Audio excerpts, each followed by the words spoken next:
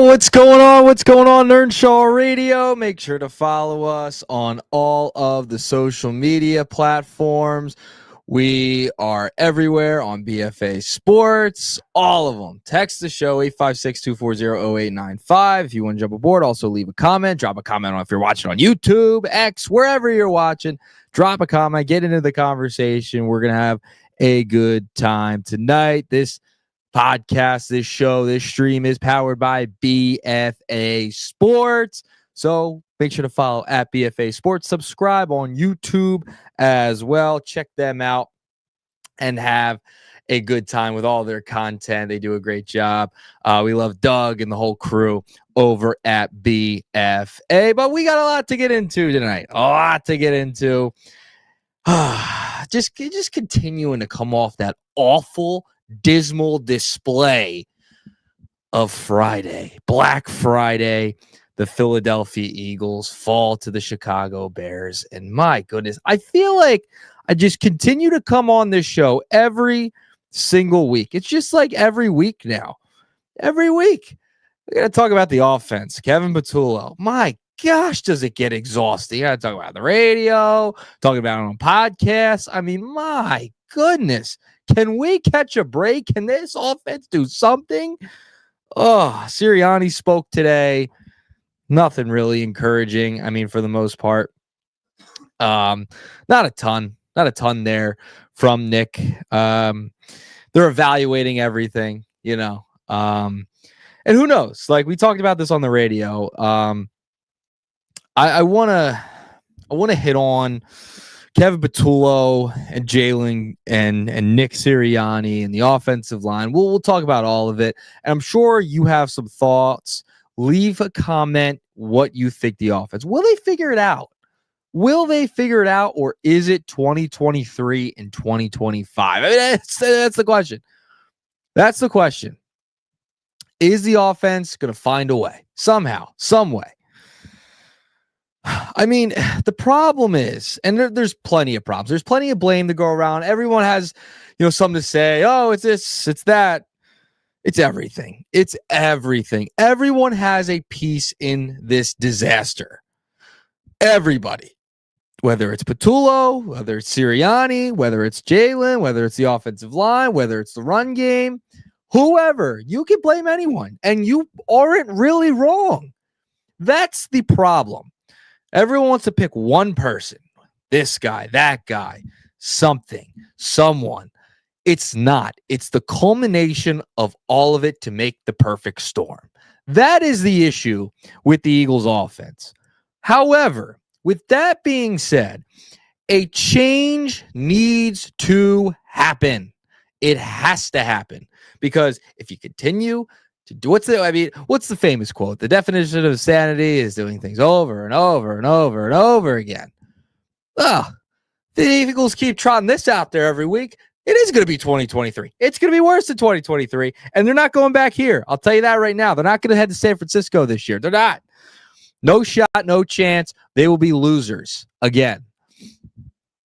So it goes back, and I'll start with Patullo. And by the way, to the knuckleheads throwing eggs at the guy's house at 2 o'clock in the morning, 3 o'clock in the morning, whatever the hell it was, shame on you. The guy's probably a nice guy, all right? We bash him. You can criticize his play calling, the job he's doing. Fair. Unfair to attack the guy's house. I mean, that's just stepping over the line. Morons. And to record it and put it on TikTok. How stupid. You got to be a moron to do that. Idiots. So I just wanted to say that first. Like, the guy's probably a decent guy, man. Come on. Like, what are we doing out here? Anyway, with that being said, he's open to criticism with the offense. The play calling is and the play design is predictable and easy to stop. It's easy. I mean, if you watched LaShawn McCoy and Acho and saw that clip go viral when they had CJ on right after the game in the locker room, if you saw that and him laughing his butt off at essentially the predictability, the easiness they had in defending the Eagles offense. It's too easy for them. So let me know, will the offense figure it out, or is it 2023 all over again? Drop a comment, drop a like. Let me know. I want to hear your thoughts. Drop a comment. Will the offense figure it out, or is it just 2023 all over again? It's feeling 2023. I just don't see it. I just don't see it with this team. I just don't. It just feels the same. And listen, they can make a change and hopefully it propels them. That would be amazing. It'd be awesome. It'd be cool. They did that, right? But it just does not feel like this. If it does not feel like this is a team that's going to go back to back. It just doesn't. At this point in the season, right now, as we stand, December 1st, 2025, a little after 9 o'clock, it just doesn't have that feel. And when you look at the offense, like I mentioned, the play calling's so predictable, easy to defend, and there's just no creativity to it, okay? There is blame on others, and we'll get to that. But Patullo is put in charge of the play calling, and there are others who have called plays in the past on this coaching staff. There are. Will that make a massive difference? I don't know. I don't know. I mean, maybe you give the play calling back to Sirianni. We know how that turned out before. But you're running all these hitches. You're running all the curls. You're running all these just boring, bland routes and no creativity and getting guys involved. Could you imagine if a Kyle Shanahan, a Sean McVay, a Mike McDaniel had a hold of this offense? It's honestly harder to do what the Eagles are doing now with this amount of talent than to actually have the offense running. Like, how do you have all of this talent and you are unable to be successful? They have been in the past, but I'm saying this season. It's amazing to me. Where's the creativity? Where's the imagination? And I know it goes back to the head coach, but as the play caller, do something to change it up. Find the identity.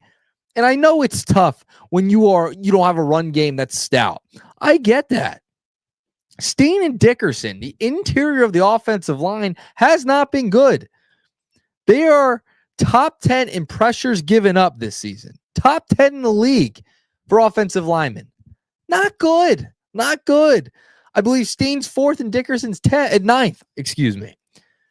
Not great. Not great. So, with that being said, you're not getting the same run production from Saquon Barkley. You're not getting the same push from the offensive line. And we talked about this last week about the offensive line. I mean, Barkley had a lot of room to run last year before contact. He did. And it's dropped tremendously this year. Tremendously. So that's a problem. You're not getting the interiors and the replay. And it's not just because Becton left. Dickerson's not playing well either. He's been banged up. Cam Jurgens, banged up. Jordan Mailata, not playing the same. Not playing up to the standard we thought he is as a left tackle. You don't have Lane Johnson. These are major problems for a team that won a Super Bowl and had an identity of a run-first team and won the big game. That's a problem when that foundation is cracked. It's a problem. But as the play caller, as the head coach, Sirianni, Patullo, where's the creativity? Okay, this isn't working. Let's kind of shift to another thing. I'm like in my seat right now, shifting, doing the Collingsworth slide. They have to find a way to do that. Have to. They had to find a way to pivot. And then that brings me to the quarterback. Okay? I am a massive Jalen defender. Massive Jalen defender. Everybody who listens to me knows that. I am a big fan of Jalen Hurts. He has struggled in the past few games. Since the bye week, it has not been great. I can't defend the Bears game. He was not good. He missed open receivers. He missed Devontae Smith, threw it behind him, missed Dallas Goedert over the open the field. They could have had a touchdown on that play. Could have changed the game. He has not been up to par. He is not up to the standard we're used to seeing from Jalen. Hasn't been. Over the past few weeks, it just hasn't been. It stinks. Could he get some help? Sure.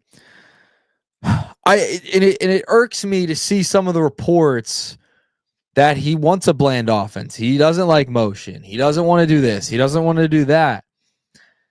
That's tough. I can't stand seeing that. So if he's here and then you have, Derek Gunn and Seth Joyner on their show talking about, has the money got him? Has the fame got to him? That's not the guy. It's not the guy that I've been defending. So that's frustrating to hear, because this is a problem from all angles. All angles. Jalen did not play where the players are not executing at the level we are used to, at the level they should be, at the level they're getting paid for. That's not happening. So the quarterback also has a role in this too. It's fair. Everyone's got a hand in this. The offense is struggling. Everyone has a part. But if you continue to do the same thing over and over, and if Jalen's not willing to do this, and the coaching staff wants to do this, and he's doing something else, we got to figure it out here. We got to, grow a pair, get in a room and figure this thing out. This shouldn't be this hard with the amount of talent. It's malpractice. Malpractice. They're 24th in the NFL in total offense with this amount of talent. That's a joke. That is malpractice. There is no good reason that it should take this much of a step back, and they can't figure out. And listen, were they the greatest of all time last year? Were they the greatest in years past? No. They could be. They could be. This has been a problem since Sirianni got here. Could it have helped if Kellen Moore stayed an extra year? I don't know. Maybe. Going down to the Aints, come on. It's a joke of a team. I hope my brother's listening. He's a Saints fan, by the way. Imagine growing up with a Saints fan in the family and a Vikings fan. Awful. It's all right. It's funny. The joke I have with my family members my dad's a Vikings fan, brother is a Saints fan, mom's an Eagles fan, so we're good there. Won Super Bowls in both their buildings. Have that joke on them for the rest of eternity. That's fantastic. But back to the point. He goes to the Aints. Tyler Shugg, really, come on. He should have stayed. He should have waited a year. Had some better jobs this year. Doesn't help that he has another offensive coordinator, another new voice. And he didn't love it. If you remember, we played it on the radio. If you listen to Nuggets on 97.3 with Gil, we played it last week. He did not have a glowing endorsement of Patullo after the Super Bowl, before the season. It was a glowing review. They knew he never called plays before. And I think that goes back to Sirianni. It goes back to those guys. And even Howie. Why the hell did you hire from in-house a guy who never called plays before the National Football League? How do you do that? Have you done it twice now? You've done it twice in 3 years. And when you went outside the organization, you won the Super Bowl. When you gave play calling to Shane Steichen, got to a Super Bowl. Go outside the org. I don't know why they have not learned this. I don't get it. It drives me up a wall. I said it before the year. Give the guy a shot and give him a plenty of a shot. They're 8-4. Great. But over the last few weeks, not looking so great. When we get to my guy Phil Trenton in the AM, love Phil. He's the man. Will the defense get better? There are 28 first downs given up. This is my problem. I think the defense will be fine.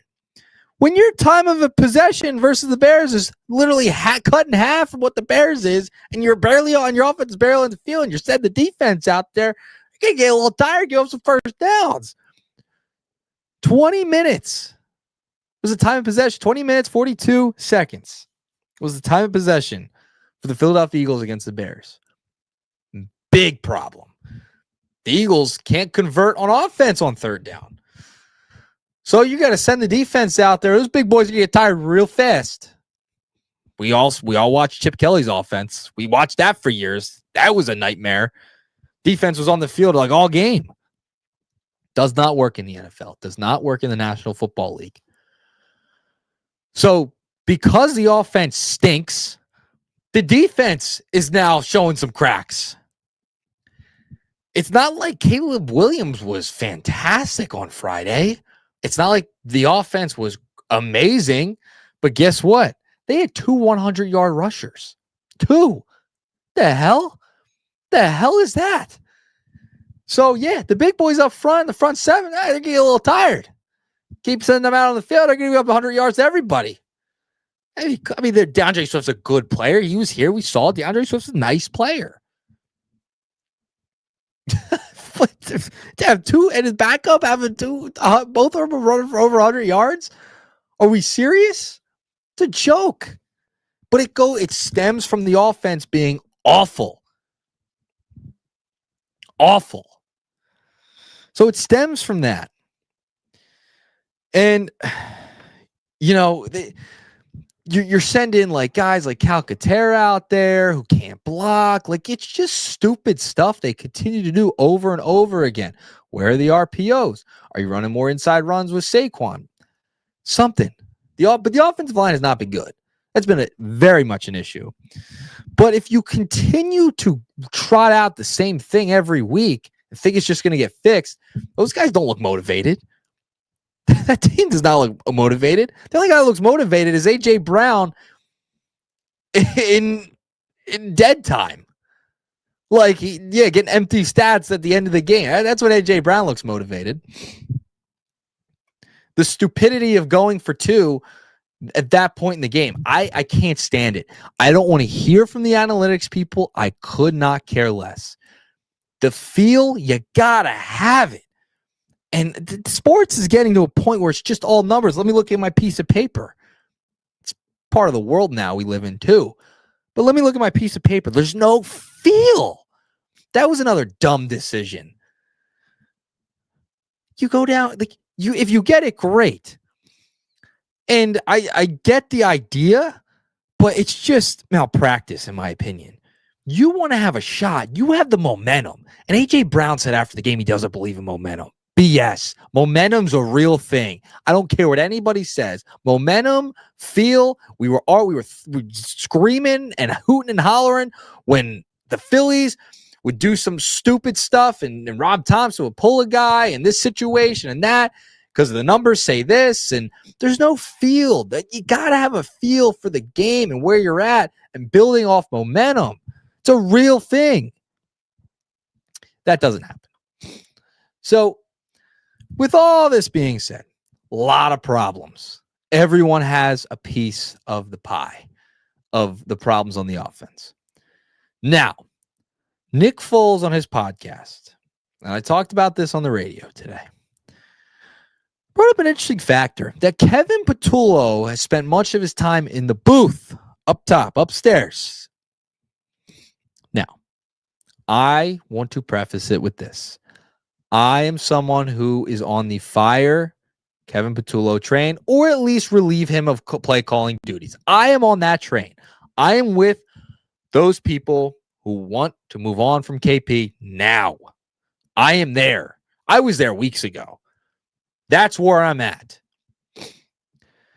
If they're not going to change anything, if they're not going to move on from him as play caller, can we do something? Something has to change. And it's not like benching Jalen Hurts or anything. I heard that over the weekend. Hell no. Love Tanner McKee. Good backup. No. Not the end-all, be-all. Not going to solve your problem. So just get that out of your head if you're watching and thinking that. No. But maybe the guy just needs some form of comfortability. You have Vic Fangio up in the booth. He went down for a little bit, but then he went back up into the booth. Send the guy into the booth if he's comfortable there. If he's more comfortable up there, can see the field, can make adjustments from the booth, send him up. Try something. If you're not going to relieve him of his duties, then just please do us all a favor and just do something. Just do something. That's all I ask. That's all anyone is asking. Can you please do something? Change the mojo? I don't care. I don't care what it is. But please do something. Send him to the booth for all I care. If he's used to being up there, whatever it may be. Because at this point, I'll try anything. And I think most of the fans would try anything. If you're not going to fire him, I mean, there was the Patson Ave. I saw someone post on social media today. They had the Detour sign out with "Fire Kevin." Everyone's sick and tired of it. You got to do something. Got to do something. He won't be back after the year, but something right now to give this team a spark. I send him to the booth, I guess. You know, Nick Foles made that argument on his podcast. Suggestion, maybe, I should say. It's brutal. Absolutely brutal. I don't know where you go. What else do you do? If you're not going to let go of the guy, what else do you do? That's where we're at. I don't know. I genuinely don't know. Because at this, you're at the point now where I'm just like, what else do you do? I don't like send him to the booth. That's great. If that's what you got to do, you got to do that. But if you're not going to, if you're going to stay here, just do something. Do something. Something's got to happen because the team is unmotivated. They're bland on offense. Someone's got to take responsibility, grab their cojones, and let's go. All right? So that's where we're at with the Eagles. I'm just sick and tired of it. I'm just totally sick and tired of the lack of creativity, the lack of just any type of rhythm on offense, the identity they talk about. And Jalen and Nick say the same thing over and over in their press conferences. It's the company line. Every week after the game, it's the same thing. Same thing. Like, I want to bring this up. You just saw the Chicago Bears run 2 running backs for over 100 yards. Where's Tank Bigsby? Where's Tank? Last week it was where's Britton Covey? I mean, he was fine this week, I guess, but not great. He had that one opportunity that was probably you got smoked, but you know, their special teams hasn't been very good this year. But like, why not get Tank Bigsby involved? Give you a spark. Get him involved in the pass game, screen game, something. It's like when you give him the ball, he seems to give you a little bit of energy. Get Tank involved. I'm not saying like 20 carries. I'm not saying even 10 carries. But something. Get him involved.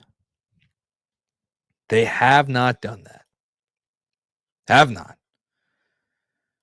It's a shame. Because they traded for the guy. Might as well use him. Might as well. Just use the guy. Where's Tank? I would like that. I would like it. Be fine. I'm getting like I said on the radio, I'm getting back sweat. I'm getting like, I can't take it anymore. This is a team that's too talented to be this bad on offense.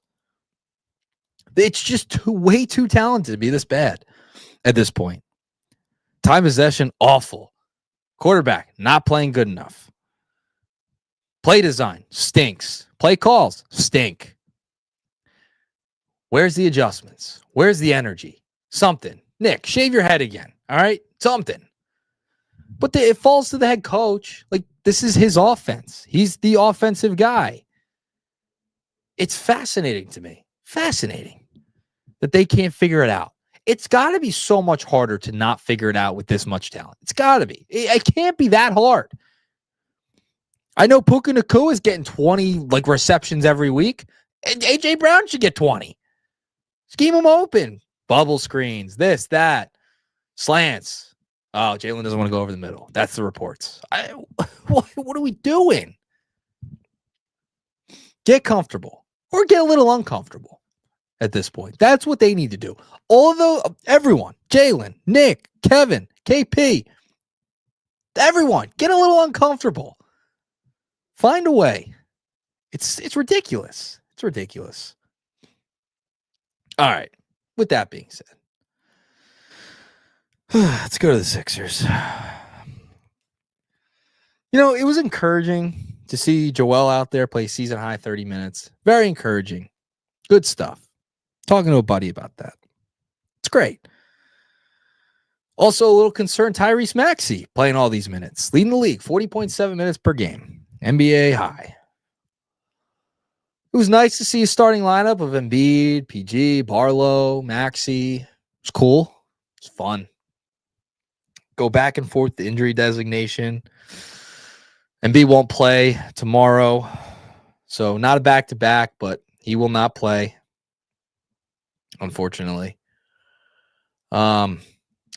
It's just, he had some like positive stuff to say, but the lack of, especially on defense, the lack of lateral movement by him in the paint on defense, not really being able to jump, get boards, not the same guy.